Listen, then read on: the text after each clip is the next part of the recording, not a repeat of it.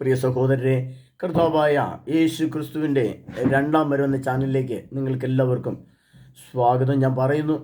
ഒരുപാട് ആളുകൾ നമ്മളെ ഫോണിൽ കൂടെ വിളിച്ചും വോയിസ് മെസ്സേജ് ഇട്ടും ഹാപ്പി ക്രിസ്മസ് പറയുന്നു. പക്ഷേ എനിക്കെന്തോ തിരിച്ചൊരു ഹാപ്പി ക്രിസ്മസ് പറയാൻ പറ്റുന്നില്ല സഹോദരനെ. കാരണം മണിപ്പൂരിൽ മനുഷ്യരനുഭവിക്കുന്ന, ക്രിസ്ത്യാനികൾ അനുഭവിക്കുന്ന വേദനകൾ. ഒരിക്കലും മഞ്ഞാങ്കലച്ചൻ ഒരു 4 മാസം മുമ്പ് ഒരു വീഡിയോ ഇട്ടു. നൈജീരിയയിൽ മനുഷ്യ ശരീരങ്ങൾ ഇറച്ചിയായിട്ട് വാങ്ങാൻ കിട്ടുന്നത് ആ അച്ഛൻ പറയുകയുണ്ടായി. അതുപോലെ 5 ലക്ഷം ഭടന്മാർ കൊല്ലപ്പെട്ട ഉക്രൈനിലെ യുദ്ധങ്ങൾ, ഉക്രൈനെ കീഴ്പ്പെടുത്തിക്കൊണ്ടിരിക്കുകയാണ്. അവിടെ നടന്നുകൊണ്ടിരിക്കുന്ന മനുഷ്യക്കുരുതികൾ, ഗാസയിൽ ഒരുപാട് കഷ്ടപ്പെടുന്ന മനുഷ്യർ, ഇസ്രായേലിനെതിരെ ആക്രമിക്കുമ്പോൾ ഇസ്രായേലിൻ്റെ ഹൃദയത്തിലെ വേദനകൾ, സന്തോഷവും സമാധാനത്തിൽ കഴിഞ്ഞുകൊണ്ടിരുന്ന ഇസ്രായേൽക്കാരെ ആക്രമിക്കുകയും അവിടുത്തെ ആളുകൾ തട്ടിക്കൊണ്ടുപോവുകയും ചെയ്തപ്പോൾ ആ ഇസ്രായേൽ എന്ന രാഷ്ട്രത്തിൻ്റെ, ദൈവരാഷ്ട്രത്തിൻ്റെ ഹൃദയത്തിലെ ഒരുപാട് മുറിവുകൾ, വേദനകൾ ഇപ്പോഴും തട്ടിക്കൊണ്ടുപോയവരെ തുരങ്കങ്ങളിൽ താമസിപ്പിച്ചുകൊണ്ട് അവർ വേദനയും പീഡനവും കൊടുക്കുമ്പോൾ ഈ ഹാപ്പി ക്രിസ്മസ് എന്ന് പറയുന്നുണ്ടെങ്കിലും പ്രിയപ്പെട്ടവരെ, എനിക്ക് തിരിച്ച് ഹാപ്പി ക്രിസ്മസ് പറയാൻ പറ്റുന്നില്ല. ഞാൻ ശരി ഓക്കെ എന്ന് പറഞ്ഞു വെക്കുകയാണ്.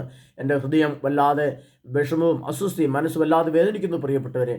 കാരണം ഇത് അടുത്ത ഈ വർഷം 2025 ഒരു ക്രിസ്മസ് കൂടെ നമുക്ക് ആഘോഷിക്കാൻ കിട്ടിയാൽ കിട്ടി എന്ന് പറയാനേ ഉള്ളൂ. കാരണം അതിനപ്പുറത്തേക്ക് ഒരു ക്രിസ്മസ് ആഘോഷിക്കാൻ പറ്റാത്ത വിധം ലോകം അതിൻ്റെ അന്ത്യ കാലഘട്ടങ്ങളിലേക്ക് അടുക്കുകയും ലോകം അതിൻ്റെ യുഗാന്ത്യ വർഷം ഒരു വർഷം കൂടെ മുന്നോട്ട് പോവുകയും ചെയ്യുന്ന ഒരു പശ്ചാത്തലമാണ് ഇനി വരാൻ പോകുന്നത്. അതിൻ്റെ അസ്വസ്ഥതകൾ ലോകത്ത് ധാരാളം കാണുന്നു. അനേകം കുടുംബങ്ങളിൽ നിന്ന് ഫോൺ കോളുകൾ വരുന്നു. അവർ പറയുന്നത്, പ്രിയപ്പെട്ടവരെ, കുടുംബ ബന്ധങ്ങൾ ശിഥിലമായി എന്ന് പറയുന്നു. ഭർത്താവ് ഭാര്യയെ നിസ്സാരമായി ഉപേക്ഷിക്കുന്നു, ഭാര്യ ഭർത്താവിനെ നിസ്സാരമായിട്ട് ഉപേക്ഷിക്കുന്നു.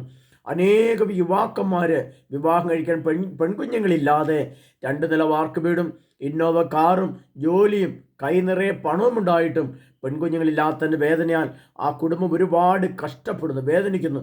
പ്രായമുള്ള മാതാപിതാക്കന്മാർ ഒരു നേരത്തെ പരിചരണത്തിന് ഒരു പെൺകുഞ്ഞ് വീട്ടിൽ വരാനില്ല. അതുപോലെ തന്നെ കാനഡയിലും ഓസ്ട്രേലിയയിലും അമേരിക്കയിലും ലണ്ടനിലും ജോലി തേടി പോയിരിക്കുന്നവർ, മാതാപിതാക്കന്മാർ 2 നില വാർക്ക് വീട്ടിൽ ഒരു മുറിക്കകത്ത് മാതാപിതാക്കന്മാർ മാത്രമായിട്ട് ഒറ്റപ്പെട്ട് കഴിയുന്നു. മക്കളെ ഫോണിൽ വിളിച്ച് ഒരു ഹാപ്പി ക്രിസ്മസ് പറയും.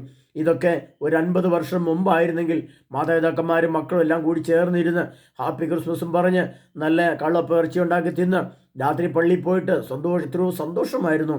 ആ ഒരു ക്രിസ്മസിൻ്റെ മഹത്വം ഓർമ്മയിൽ തങ്ങി നിൽക്കുകയാണ് പ്രിയപ്പെട്ടവർ. എന്നാൽ ഇന്ന് സഭയിലെ വിള്ളലുകൾ, സഭയിലെ പ്രശ്നങ്ങൾ, സഭയിലെ അസ്വസ്ഥതകൾ നമ്മയും ബാധിക്കുന്നു. വിശ്വാസം എന്നത് ഹൃദയത്തിന് ചോർന്നു പോകുന്ന രീതിയിലുള്ള സഭയിലെ അസ്വസ്ഥതകൾ നമ്മൾ കാണുന്നു. വിശുദ്ധി എന്നത് അറിയത്തില്ലാത്ത രീതിയിൽ സഭ മാറ്റപ്പെടുന്നു. ഹൃദയത്തിൽ നിന്ന് ഹൃദയവിശുദ്ധിയും മനസ്സിൻ്റെ വിശുദ്ധിയും ഒക്കെ നഷ്ടപ്പെടുന്ന രീതിയിൽ ഇന്നത്തെ മ്ലേച്ഛ ചിന്തകളും മ്ലേച്ഛ സംഭാഷണങ്ങളും കേട്ട് മനുഷ്യൻ അസ്വസ്ഥപ്പെടുന്നു.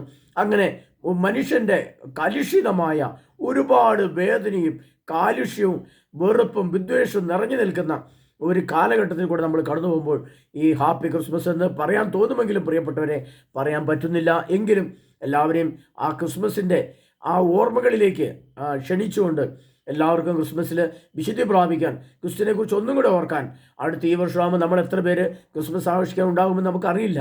ഈ ലോകത്തുനിന്ന് കടന്നുപോയാലും കർത്താവായ യേശു ക്രിസ്തുവിൻ്റെ കൂടെ ആയിരിക്കുവാൻ, കർത്താവായ യേശു ക്രിസ്തുവിന് വേണ്ടി ജീവിക്കുവാൻ, കർത്താവായ യേശു ക്രിസ്തുവിന് വേണ്ടി മരിക്കേണ്ടി വന്ന് മരിക്കാനും, ക്രിസ്തുവിൻ്റെ സുവിശേഷത്തെ പ്രതി ജീവിച്ചിരിക്കാനും, ക്രിസ്തുവിൻ്റെ സുവിശേഷം മറ്റുള്ളവർക്ക് കൊടുത്തുകൊണ്ട് മറ്റുള്ളവരുടെ വേദനകളിൽ അല്പമെങ്കിലും പങ്കാളിത്തം നൽകാനും നമുക്ക് സാധിച്ചാൽ അത് വിജയമായി കാണാൻ നമ്മളെല്ലാവരും സമൃദ്ധമായി അനുഗ്രഹിക്കട്ടെ.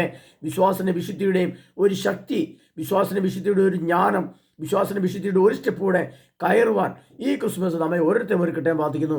അതിനായി നമ്മളെല്ലാവരെയും കർത്താവായ യേശു ക്രിസ്തുവിൻ്റെ കുഞ്ഞുണ്ണി ഈശോ നമുക്ക് വേണ്ടി ത്യാഗം സഹിച്ച മാതാവിനെയും യോസേപ്പ് പിതാവിനെയും നമ്മൾ പ്രത്യേകം ഓർക്കണം. നമ്മുടെ ഇവിടുത്തെ തണുപ്പ് കേരളത്തിലെ തണുപ്പല്ല ആ ഗൾഫ് രാഷ്ട്രങ്ങൾ അല്ലെങ്കിൽ ആ ഇസ്രായേലിലെ തണുപ്പ്. കൊടും തണുപ്പാണ്, കൊടും തണുപ്പ്.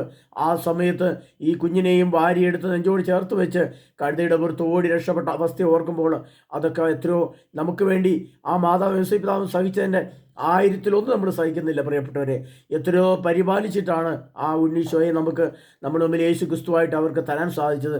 അതിൻ്റെ മേൽ എത്രയോ കഷ്ടപ്പെട്ടു, എത്രയോ വേദനിച്ചു, എത്രയോ സഹിച്ചു അവർ. അത് ഓർക്കാം. നമുക്ക് ഈ സാഹചര്യമെല്ലാം ഓർത്തുകൊണ്ട് നമുക്ക് ഒരു സ്റ്റെപ്പ് കൂടെ കർത്താവ് യേശു ക്രിസ്തുവിലേക്ക് വരാം. ഒരു സ്റ്റെപ്പ് കൂടെ വിശുദ്ധി പ്രാപിക്കാം. ഒരു സ്റ്റെപ്പും കൂടെ നമുക്ക് യേശുവിൻ്റെ ജ്ഞാനം കൊണ്ടെന്നറിയാം. ഒരു സ്റ്റെപ്പും കൂടെ ഒരു പരിശുദ്ധാത്മാവ് പ്രവൃത്തി ചെയ്യാം. കഴിഞ്ഞ ദിവസം ഞാൻ പറഞ്ഞിരുന്നു, പരിശുദ്ധമായ സന്തോഷം ദൈവരാജ്യമെന്ന് പറഞ്ഞാൽ ഭക്ഷണവും പാനീയമല്ല, പ്രത്യുത നീതിയും സമാധാനവും പരിശുദ്ധமான സന്തോഷവുമാണ് എന്ന് ഞാൻ പറഞ്ഞു. എന്താണ് പരിശുദ്ധമായ സന്തോഷം?